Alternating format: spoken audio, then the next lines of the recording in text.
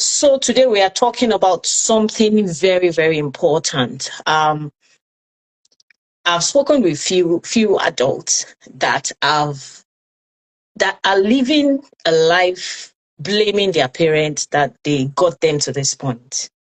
Some adults are thinking they shouldn't have walked this path if not for their parents.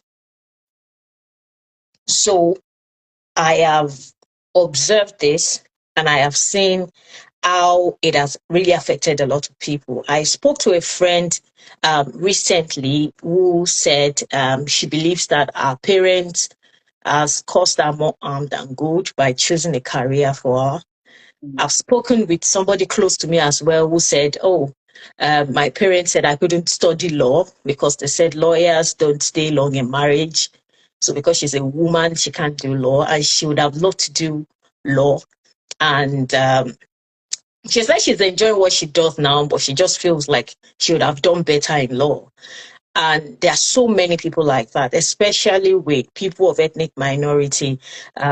We have this professional sense thing, doctor, lawyers, engineer, anything outside that is not like respectable or recognized, we don't really want our children to go into it. And I believe things are evolving, the world is changing, and we also need to evolve with it. But in all of this, for the people in UK, you know how the school can also help you with career choices when it comes to your children.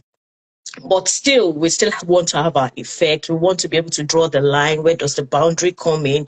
What do we need to do? What do we not need to do? So this program is not to tell you this is what you need to do. This program is going to guide you, going to support you, going to give you the foreknowledge of the things you need to know before you make those choices and before you help your child make those choices. And that's why I said today earlier on my WhatsApp status that some parents will think this is not really important for them. It was just yesterday I had my son, and we are started preparing for GCSE. I'm like, how did we even get here? They started calling us for meeting in school to choose career for him. And this is a point where I'll need this personally, and I'm sure you would know when this will come as well. Before you know it, your child will need to make a choice when they get to like year 9 about the career path they want to start going towards. And that's why you need to be here tonight. So please stay with us. Don't do hide and seek. Stay with us. It's going to be a really blessed time. After all of my talk, I'm going to let Pastor Ayibayo talk, but she's going to talk for about 30 minutes. And if you've got questions, if you've got my number, send it personally. If not, I'll pick it up from the chat box, and we'll make sure that all of the questions are answered tonight. And that's why we are creating a lot of time for questions and answer at the end. Please just stay with us today. In Jesus' name, amen. Thank you so much, Ma. You're welcome, Ma. The floor is open to you. Before you start, Ma, I just want to start with this question.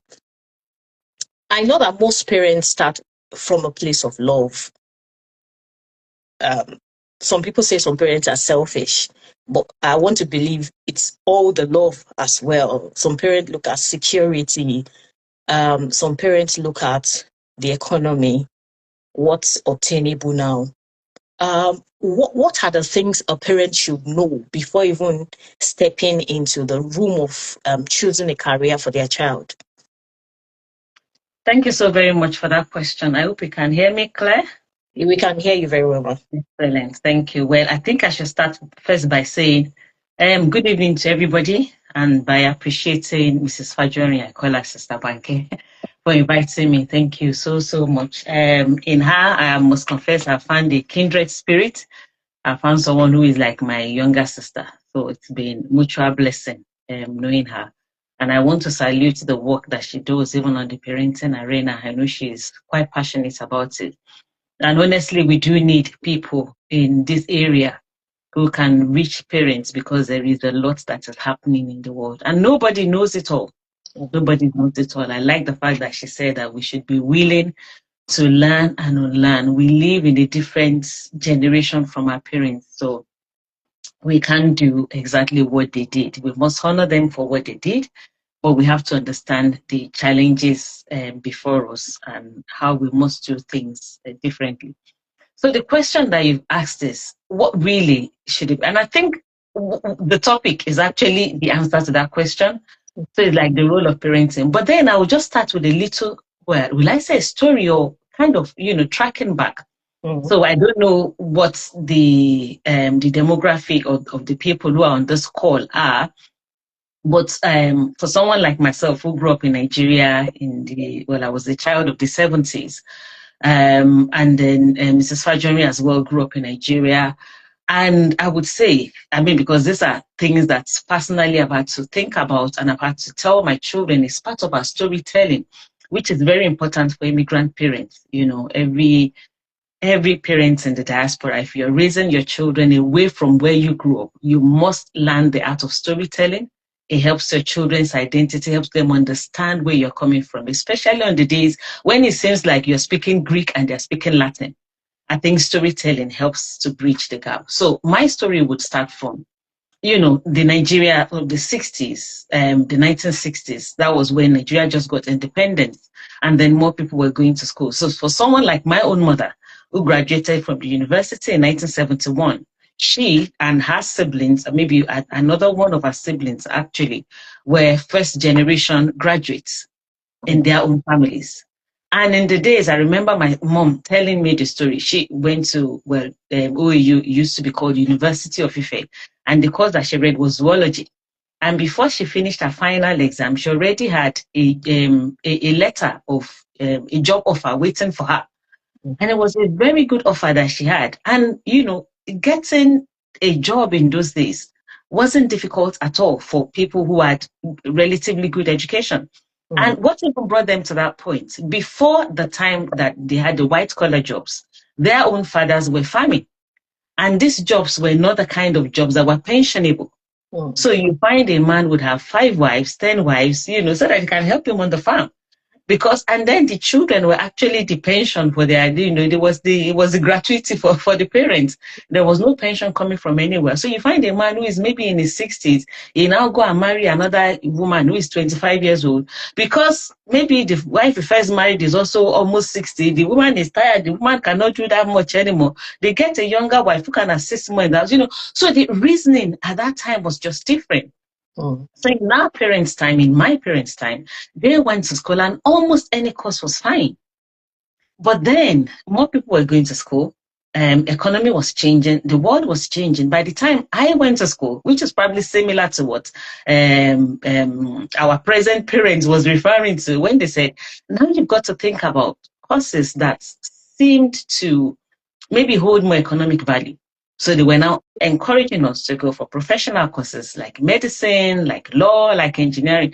In fact, we have a family friend. When I first saw the title of this session tonight, my husband and I just started laughing, because this is a family where the parents had 4 children, they had 4 boys, and they said to one of them, you're going to be a medical doctor, the second one, you're going to be an engineer, and then the third one, you're going to be, I think it was a lawyer. And somehow it worked out. The 3 of them were in those professions, and they kind of enjoyed it. I don't know whether the parents threw the eyes or whether they looked at the children and they understood them well enough, but that was how it worked. So the reason why our parents were doing that was they wanted us to be comfortable economically. And they realized that if you just go and study any kind of course, there might not be a future for that, and you might not be comfortable. In fact, you might not even get a job. So things became more competitive. But then by the time we were even though they encouraged us, go for pharmacy, go for law, go for some of these things, some people still finished school and they didn't get a job. Now you find that apart from having the first degrees, people were now going back for masters. I remember when I was little, there were very few people who had masters. Masters wasn't as common as it is now. Then people started going for their master's degrees. And then now, I know about Nigeria and in some other parts of the world. If you go back to Nigeria, and you've had so many people doing PhDs, not because, the only people who did PhDs maybe about 40 years ago were people who were interested in the academia.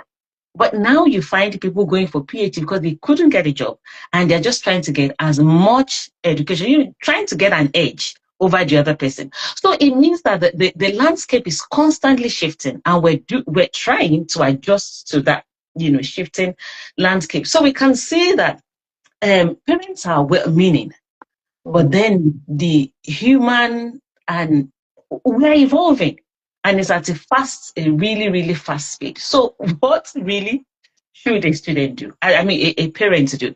I think there's we must understand that principles are important, because principles will stand the test of time. So we can teach the principles and we can apply principles, but there are some things that we must not do. So, for example, I think it will not be very wise now if a parent has 3 children, you call the 3 of them together and you say, you, like Tabake was 3 kings. You say, first king, you must be this. Second king, you must be that. I think, in fact, it's not that I think, I am absolutely certain that with children growing up in this part of the world, they are not even going to accept that. So we must say that that's something that is not going to happen. So as parents, I would say, first of all, we must remember that we are the primary caregiver for our children. So our role is not just to raise them up, it's also to nurture them, and it's also to study them. Because that's a big role for us. We must study our children. We must understand them. And I would say when we do, then we can begin to help in our role. Part of our parenting role is to support and guide our children. So our children would have, they would be in different career paths. And if we have the understanding that we are to support them and guide them, I think things would be easier. So we, for example, now, we can't control.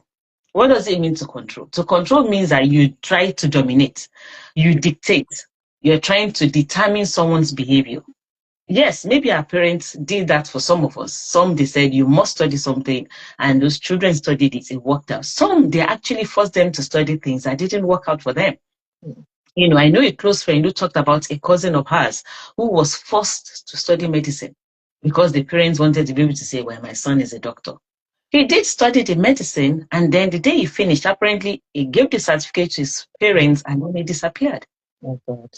I mean, till a few years ago that they were telling me the story, which must have been maybe about 30 years before, they didn't know where the guy was. But he said, well, I've got a certificate for you. Here you have it. But do you want a certificate or do you want your child at the end of the day? So we must not control. We must guide. We must support. And we must guide because we know you can't support somebody that you don't know. And that's why it's very, very important that we understudy our children. We need to know who is this little person that has come into my space or into my life. How does this person function? So that when it comes to that point, and it's something that we must begin early. What I love about children is children are limitless in their imagination.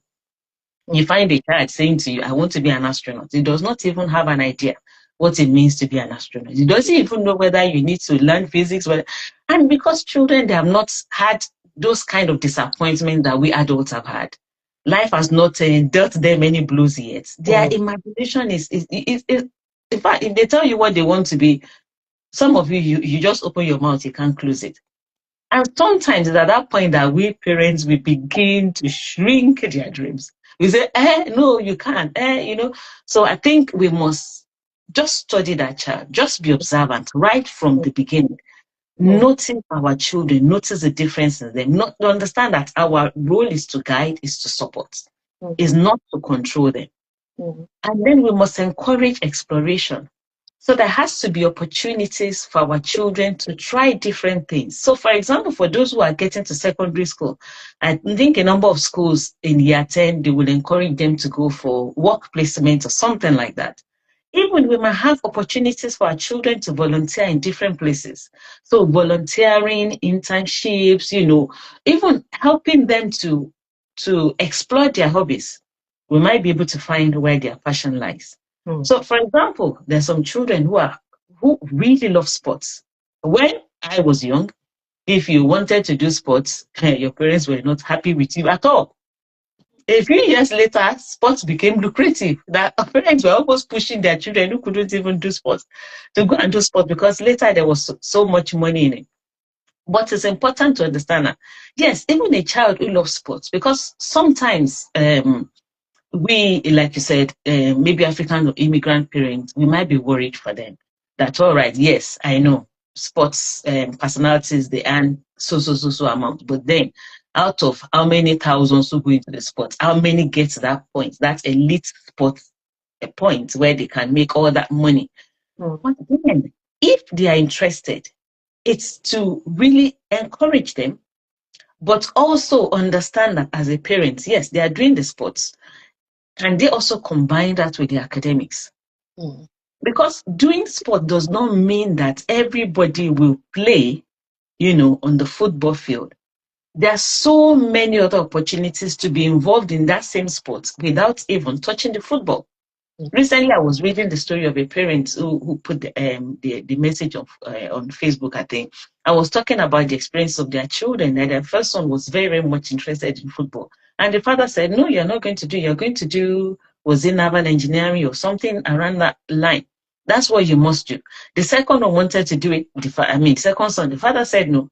And then the third son, when he was in secondary school, he kept failing and failing. And then the father called the family meeting. What is wrong with you? Why are you failing? The boy said he wanted to do football. The father said, no, you can't do, you must go to school. And then the oldest boy said, well, let this boy go and do the football. Let him go into the academy. We can combine it with his academics. And the boy actually did that. And then from that time, he stopped failing. He was doing well in his academics. And because now he felt they were not bridling him anymore, they allowed him to express himself. And he also wanted to make them happy. So he really put his heart in his academics. And what did happen to him was that he found out that he was quite injury prone. So he couldn't go that far. But because he was doing it well in his academics, he went on and got a master's. Now, the older brother, who was in the field that the father decided he must go into, actually excelled in that field as well. And as one of the few in his field, he was making a lot of money. But he still kept thinking to himself, what if I had done football? And he had the chance, he did some football, but he was also getting injury. Now he decided to go into reporting football and doing some journalism, and he was not even making much more money in that area. But you can see that his love for football is now being translated into something. So it's like, just encourage them to explore things. If you're at the point where they are maybe like year 10, year 11, year 12, encourage them to read up on courses. And also allow them to go to university open days. Those things are important, like career fairs. Listen to what their teachers say, because their teachers see them in a different environment. I mean, there must always be a balance of that, because you as a parent, you know your child. And then the teachers, they see a different side of your child. So you need to make sure that the two merge. Because I know there have been instances where some parents have been told your child, because of their ethnicity or because of their color, the only thing they can do is sports. They have no brain for academics. That would be completely wrong. If you know that your child, I mean, we've got a relative who was doing very, very well. I mean, my husband's family are very, very sporty. And he was doing well. He joined Newcastle Academy Football. He was excelling at it. And then at the point, he told his parents he wanted to explore other sports. And then at the age of 15, actually started playing basketball. But he was doing really well in school. And at some point, when he was doing A-levels, some people approached his father and they said they wanted him to go into the academy and just do all of that full time. The father said, this boy is very brilliant. He's excelling at school. And it shows I can combine the two, even though the preparation for that is quite rigorous. So there's no reason why he should have to stop. And so the boy continued the two. Eventually was scouted. He went to America, did his degree there at Princeton University. He finished with a distinction, like a first class. And then he got into the MBA. So it means that you can have both. You don't have to, do either or. And so sometimes some people will say, oh, let this child just go to sports. That's the only thing he has a brain for. But you as a parent, you know that this child can do both. So it's important to think about those things carefully. And then it's good, I think, as parents, as we guide we have to be realistic about the guidance that we give our children. And what do I mean by that? So if a child wants to do medicine, this child cannot stand the sight of blood. This child does not like any of the sciences at all. Then we have to think, all right, look, you don't have to be a doctor in the hospital. What are the other options? Like, I mean, you could be a medical journalist. So, there's so many things that are coming up now. And I think it's also important that we parents, we don't tell our children, you can do anything you want. You can be anything you want. I understand the fact that we don't want to discourage them. We don't want them to, but we have to be careful and understand the context in which we're saying it. So we're not telling a fish that, don't worry, you can climb a tree because you can do anything you want. That is not, that's not trying to improve the self-esteem of that fish, because the fish was made to swim in water, never made to climb a tree. So we have to be, let's give them realistic expectation. If you're going to study a particular career, these are the requirements for it. These are the kind of subject combination you need. If they are not your strong points, if they are not things that you would also, put the extra strength into it, then, there's no point going for it. And then we also must have an understanding of how involved we need to be. So, for example, we should not force a career path on our children. I remember when I was growing up, there were families where maybe the father was a medical doctor and then he had a clinic or a hospital. So people expected at least one of his children, in fact, if not all, will go and study medicine so that they can go into their father's hospital, or some had law practices so that they can go into there. Because if no child goes, they say, oh, it was a waste of your time. And if there's no child who has maybe the ability or a desire for that, there's no point in forcing people to do that in our days, I believe. If you are going to start a hospital or you are going to start a law practice, make sure that you have a succession plan that may not involve your children. Because if your children don't want it, don't give them that burden. So we have to make sure that we're not saying, okay, this is the tradition that you must follow. And we also have to try and not say our children must choose careers that are in line with maybe our own culture. And when I'm talking about culture, now I'm not just referring to, the Nigerian culture or the Zulu culture or that kind of Yoruba, Igbo. No, that's not what I'm talking. I'm talking about a culture of maybe collectivism and individualism. So many of us who grew up in Africa, we grew up in a collectivist culture. What is a collectivist culture? That's a culture that emphasizes the importance of the community. So you are thinking as a first child about how to look after your younger ones. You are being responsible for everybody. Now, that collectivist culture served us in our time. Even when you are not happy with what the majority is doing, you keep quiet. So that you can have the peace. You do things for people sometimes that makes your children feel that maybe they are not as important. Now, in the world that we're living in, I think globally, younger people are growing up in a more and more individualistic culture. And we have to understand that some of the things that we condemn about the Gen Zs is actually because of the culture that they're growing up in. You are not likely to find anyone of that generation staying in a job for 30 years or 40 years. Because now they're telling you they want to have work-life balance. They're telling you they want to walk away. They want to work from home. They're telling you that they want to be on the beach somewhere in Florida and they are working. So we should not force them based on maybe our own tradition, maybe on the culture that we know, and say this is the only way to work. Some people have turned around and say, well, Gen Zs, they are lazy. No, that's not laziness. But then remember that a culture comes from where you have grown up. They are growing up in a different world. So their way of looking at things, their life would be different from ours. That's definitely important.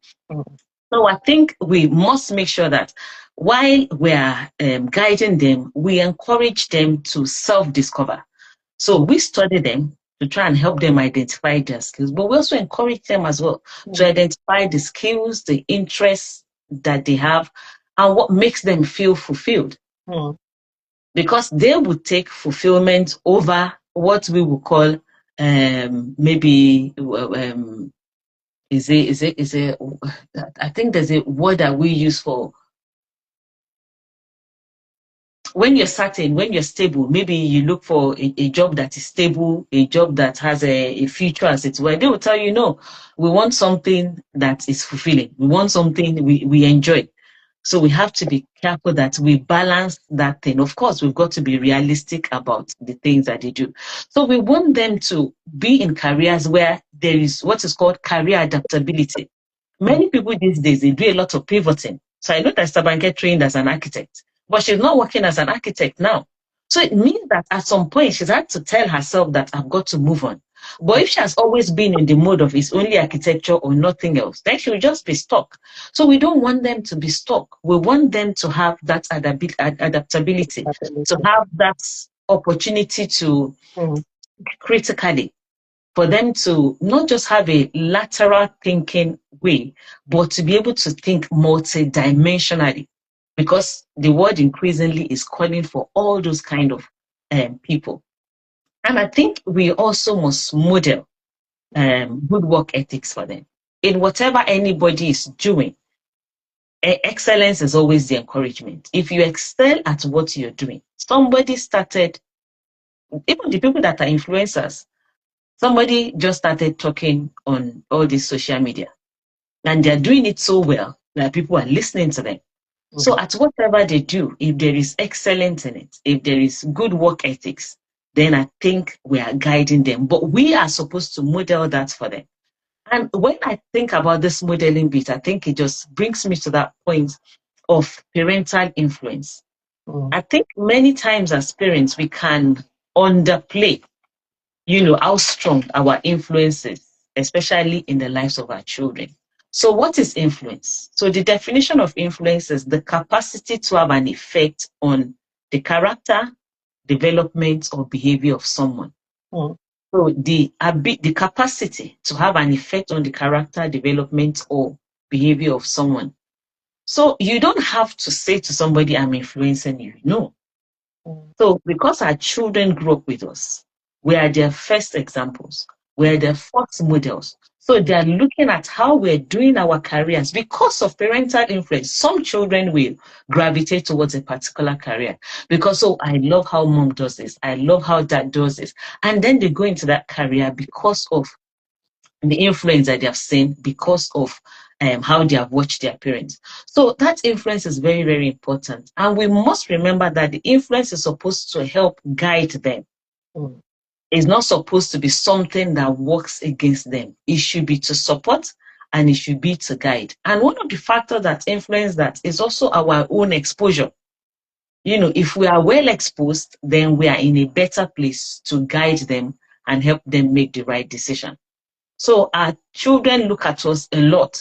So one of the ways we influence our children is also in the values that we transmit to them. So it's value transmission. So, when they did a research, that over 90% of high school juniors share similar values with their parents.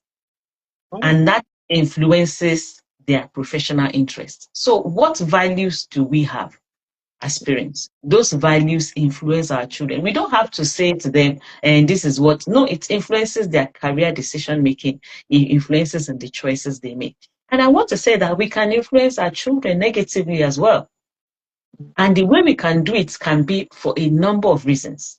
Sometimes it is fear. Some immigrant parents, they have arrived in a new country. They have to start from the beginning. And many times we think because we started from the beginning, our children will suffer the same fate. It does not always follow. It doesn't mean. And because we are motivated by fear, we can misguide them. Because we're always looking for their security, we're looking for them to be established, to do better than their parents. So that fear of, maybe this child will not measure up, then we just start to misbehave and we're just not right in the ways that we're guiding them. Sometimes it's because of envy. Sister Banker's son is a doctor. And the two of us are sitting together and she says, oh, have you met my son, the doctor? And then what do I have to say for myself? And what do I have to say for my own children? Because envy, no, there's no reason. There's absolutely no reason. No two human beings. We've prayed at the beginning. So I want to believe everyone coming on, has a belief in God. that God has created each one with a unique plan, with a unique purpose. So it's important that we don't influence our children in the wrong way because of envy. Another thing is comparison, which is quite similar. You know, your brother is very good in math. Why are you so stupid? You are not. No, but the child that is not good in math might be the best in French.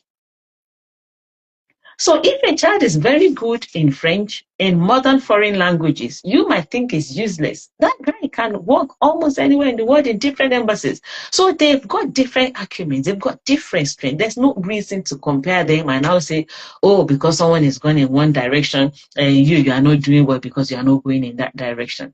Sometimes we have a need to impress. And this can be it can be for both men and women, immigrants. You want to impress the people back home that you here, you are not wasting your time. There's no need to impress anybody, not at all. It's not necessary. It's not. Sometimes it's our unfulfilled ambition. Oh, I so much wanted to be an architect and I couldn't. So my first son, my second son, my third son, all of them must be architects. Why? Improving my life. You know? They've got their own lives to live. So we can't live our lives through our children. It's so important that we remember that. I know I've said quite a few things, but I'll just touch on maybe a couple more things, especially for Christian parents. I think it's very, very important that we know, especially Christians, that we don't own the children. So we must have a stewardship mentality. And I think that's really, really vital. The Bible says that children are the heritage of the Lord. That's in Psalm 127. These children don't belong to us. We are stewards of the grace of God. So if we have a stewardship mentality, then we know that these children are not ours, because a steward is someone who manages resources on behalf of another person. So a good steward is the person who gets instruction from the owner of that resource, because these children are human resources. So resource does not just mean money, house, car, chair, no. So they are God's own, and we must get instruction from God on how to manage them, because we're going to be accountable to Him on how we have managed them. So if we have a stewardship mentality, not ownership mentality, I think it is very, very vital. Remembering that these children are God's, they belong to Him, not us, that we have a responsibility to ask for the will of God as we lead and guide and direct them. I think the parents of John the Baptist, thank God that those people were clued on. The people who decided they wanted to call him Zacharias. For why? Because his father is Zacharias. The mother said his name will be John. They said there's nobody in your family that bears John. Thank God the father could, make sign and said his name will be John. People will advise you on what they think your child should be. People will tell you what, but the only person that knows is God. So ask the Lord. You have a responsibility. And then more than any other thing, you must intentionally hand these children over to the Lord. We must hand them over to the Lord. And we must trust God as a prudent investor. Sometimes the problem that we have in our, when we are raising our children is because we think, I've invested so much over this child. But God's investment is always larger over your child than your investment. You know your investment. God's investment is immeasurable over the life of that child. So God must have the final say.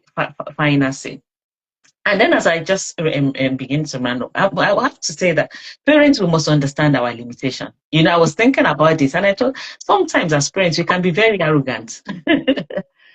And the reason why I say that is because I remember a proverb from Nigeria. I think it's from maybe the eastern part of Nigeria, that says, in the Southwest, we have our own version of it. But the one from the East says, what an adult can see when they sit down, a child cannot see when they're standing up. Which is true. It's not a lie, because you have experience, behind you. You know many things. But we have to be humble and accept that we don't always know better. Yeah. Many times we know better, but not always. Not always. So we must understand that we're raising children in moving environments, rapidly shifting and changing landscapes. I have quite a number of relatives who work as business analysts. I think, Sabanke, you do project management, isn't it? Yes, ma'am. When I went to the university in the early 90s, 92 actually, we didn't have project management as a course in uni. I don't have any friend who was studying project management. Was it that people were not doing projects? That people were doing projects, but nobody felt that they needed to study how to do it and make it better. In those days, there was nobody doing business analysis. Now I have people that I know who are working as business analysts. It wasn't what they went to learn in university. Yeah. So we don't know what is coming in the future. Yeah. So we can't predict the cultural shifts that our children are going to face when they get into their own time in 20, 30 years' time. So we can guide them based on the map that we have been given. And that was why I started with the story of, our own parents. And then how the map that helped them, yes, we can take it and have it as our own base. But again, to that adult who says, I wanted to do something and my parents made me do something, you must remember your parents did it with good intention. But you now as an adult, you must unlearn and you must relearn. You must honor your parents for the sacrifices they made, the foundation they gave you. But you have a responsibility to now help yourself with the understanding that you have. So, and I think it's important to remember that as parents, we're not perfect, but we must do our best with what we have. There was something today that I saw about Holland's theory of career choice. It was developed by somebody called John Holland in 1959. And the point is making is that an individual's vocational interests closely reflect their personality traits. So it suggests that, people will achieve greater career fulfillment when their jobs align with their personal attributes. And I think that is so key when we think of Proverbs 22 verse 6. It says, train up a child in the way he should go. Actually, the Aramaic translation says, give instruction to a youth about his way. So it means that according to his bent, so according to how God has wired that particular child. So that means if you change, we must train our children, we must guide them with the understanding of their unique personalities, their gifts, and their calling. And when we do that right, it would be beneficial to them. Thank you. Thank you. So I just wanted to continue. Thank you so much. There's so much that you've said tonight. I just want to tell everybody we're having a parenting conference and she'll be there. Last year we had a very beautiful time with last year was really awesome. You said a lot of things, Ma. I have a question. Please, if you have any question, let's drop it quickly so that we're not dropping the questions when we're about to round up.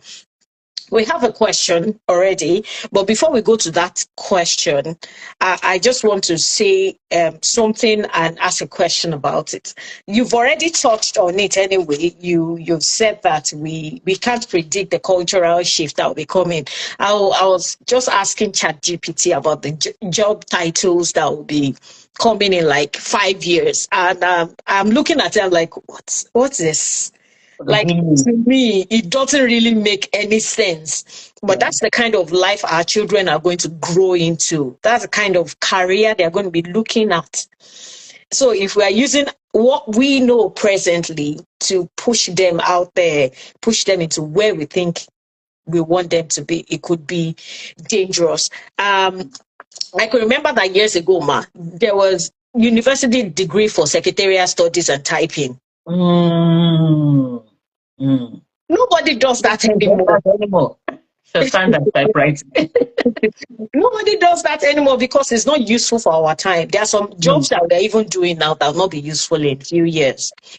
And that anybody that's doing it, if they don't evolve, they won't find anything to do anymore. And that's very important that we parents should pay attention to it. Now, I just want to say this. Let me ask the first question so that we do that before I ask my own question. The person said, how do we handle children who don't want to do anything at all? How do you spur them to be the best they are supposed to be? When you say they don't want to do anything at all, I think it's important to understand why they don't want to do anything at all. Because so they have like zero motivation. But the question also is, has it always been like that? Or is it that you are trying to make them do what they don't like to do? Of course, in life we would do things that we don't. It's not everything that is good for us that we like to do. So that has to be a way to encourage them to do. But I think first of all is to find out why is it that they don't want to do anything. Is there a way we can get close enough to them to find out what excites them, what they don't want to do anything. It can even be a simple question. Okay, when would you want to be living in 10 years' time? What do you think your life? Because I mean, if a child, for example, is maybe getting close to 20 and they say in 10, 15 years' time they still want to be living with mommy and daddy, you want to know why? Do you understand? If a child is 10, well, they might not understand many things, and we have to explain. I mean, there's different. So I think we should also understand that at the different stages of our children's lives, the way we parent them must be different. Like we say, when your child is 0 to 5, you're a commander. When your child is maybe from like 5 to 10 and thereabout, you should be a coach. And then beyond that, you are counseling. And then when they become adults, you're a consultant. I mean, my 2 children are adults now. I can't command them. I can't command them. But there are things that we can instill in them when they are very little. And then when they are young, they also do understand that people work to get money. Mommy and daddy have to get a job so that they can have a house that is comfortable, so that they can buy a car. So if it's a child that does not seem to understand that, then you just have to encourage them and tell them, well, this is why we need you to study. This is why we need you to be excellent at what you're doing. So that one day, when you are not living with mommy, because they expect at some point you will not live with mommy and daddy, you'll be able to have food. I think it's to find out why do they not want to do anything, and find out if there are some other things that are happening. Thank you so much, Ma. We have another question here. She said, you are well experienced, Ma. A quick question. Can children be asked a curricular activity they would like to do after school, or should parents choose for them based on what parents know is suitable? I think it's a bit of both. It's good to ask them, what would you like to do? Because they might know what they want to do. And then there are times that we look at them and we know that something is suitable for them, even though maybe they don't want to do it. There's some children that is when they start doing something but of course, when you choose for them as well, you have to understand that the way you do things are different from the way they did things for us when we were growing up. It's like they just give it to you, no question asked. You just do it. That's all. Go with it. But here, sit them down, explain to them. Why, okay, I know that you are quite good at sports, and I will encourage you to do this and that and that and that. And then there are some times that they will say you force them to do it. But it's conversation, is encouragement, because they know that they can do it. I mean, I remember one of our children started something. And then she said, she didn't like it anymore. She wanted to quit. So she was allowed to quit. Then another time she joined, was it cadet or something? She said she wanted to quit. Then my husband said, no. You cannot just be quitting everything. This one, you chose it. You will stick with it. Because there might be many reasons why. Something she left because her friend didn't want to do it anymore. But even that person is not a friend anymore now. So we have to look at, so we can choose for them, but explain to them why that extracurricular activity is good for them. It might be that the skill that they're going to develop or things like that, but not try and carry them along. If we can't persuade them, sometimes we might need to engage the service of our friend or somebody else who is an adult that can encourage them. Yes. If we know that we don't have any ulterior motive for that thing, and we know it's really in the interest of that child, yes. Yeah. Thank you so much, Ma. Thank you so much. I also have a question. Please, if you have any question, we still have a few more minutes. Just drop it so that we can address it before we leave. I just want to ask, we know that we can support them, we can guide them as parents, but the school also, especially in a place like UK, the school have like a huge impact in helping a child choose. If the school's guidance is not aligning with what you think your child wants to go for, how do you address that? Hmm. I think, first of all, as parents, if that is happening, especially as a Christian parent, I would say start in the place of prayer. Mm. Because in prayer, we can get a lot of clarity. Mm. So sometimes it might be because of our own bias. For example, I remember that our daughter went, I think from the age of 4, she was always saying she wanted to be a medical doctor. But, and I don't know whether it was because she was looking at, at that she wanted to be that. But that was what she kept on saying. And when she did her GCSEs, they were good. When she went into A levels, during A levels, she began to struggle. And I remember that there was a point actually that she wanted to drop one of her subjects and change it for something else. But we said, "Oh, you've always wanted to study medicine, and why don't you?" But I think at a point, she really changed her mind. She didn't want that anymore. Mm. And she didn't want to tell us. Maybe she didn't want to disappoint us. Mm. But at that point, I remember our teachers in school were now guiding her towards other areas in the medical field that was not medicine. And I remember we're not very happy with them. And I had a conversation actually with one of our pastors, someone who is much older than my husband and I. I mean, one of our mentors in Nigeria. And I said, this is the issue we're having with this girl. This is what is happening with school. And he Mm. said, he said something, he said, don't worry, God will use them Mm. to guide the child. Mm. But he said, these children, they will go along the path that God has for them. And I Mm. think many times, if we can put our point across and say, this is what we believe, this is what we would rather have. And there are times that it would work along in that way that we want it. Another example with that same daughter of mine, she wanted to do further maths. The teacher said she couldn't. And I went to speak and I said, no, I wanted her to do it. Eventually she did, and she did very well in it. But when it came to the A level, so she did those particular A levels that she wanted to do.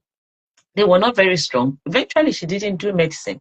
She went into a different area. She went to do business with marketing, and she excelled really at it. I mean, did excellently well. Mm. So, would I have forced her to do that? But in school, they were already saying that because of, I think at a point she just gave up when she was in her A levels year. Mm. And they could already say that trying to force this girl along in this particular direction was not going to help her. So they just said, well, these are other options. And she took one of them, and she's done well. I mean, we don't have any regrets. She doesn't have any regrets. So Mm. I think we should pray about it and just get it all clear and trust God ultimately with our children. If it's a child of a believer, God has a plan and a purpose for that child. That child does not belong to you, really. And don't be afraid. God will order their steps. Amen. Amen. Thank you so much, Ma. Thank you. I don't know if anyone has got any other question, or should we round up now? I want to say thank you so much, Ma. Thank you for it was my notes is like I've got like notes written down. If you joined us towards the end, you can catch up with this video. I would advise you to watch it. Yes, it's 1 hour, but it's worth watching. You are investing. You are investing not just in yourself. You are getting what to invest in your child as well. So please just watch from the beginning. It's you can't understand where we started from if you are just coming now. We started from the storytelling of how parents started choosing career for the child, and we went in until we got here. So please, if you really want to understand how we got here, start from the beginning. It's a very good. I want to say thank you so much, Ma. I want to appreciate you once again for deciding to bless us with this beautiful words. I've learned a lot, and I'm sure a lot of people. There are so many comments on Instagram. Thank you so much for the word, Ma. Very insightful. I'm sure people wanted to teach them every day. I'm so certain. Um, and I like where we ended it, that we should always put them in prayers. Anything, we should not forget to start with prayer, be in prayer, and all through it, just make sure, because they are children of God, and God has got good plans for them, and they will definitely get there. Even though we want to choose a career, the school is pushing them, they are trying to make a choice. Eventually, because they are children of God, they will get to where God wants them to get to. Thank you so much, ma. I want to appreciate you this evening. I do appreciate you. Thank you very much. Thank you, everyone, for watching. By the grace of God, you have Pastor Igbayo once again. We'll have it many times. It never finishes. There's always something new you can learn every time. I'll say thank you, everyone, for coming. Thank you for inviting your friend. You can share the video with your friend or anyone that you think they need this knowledge. God bless you. See you again next time by the grace of God. Thank you so much. Thank you Bye, so everyone. much. Bye.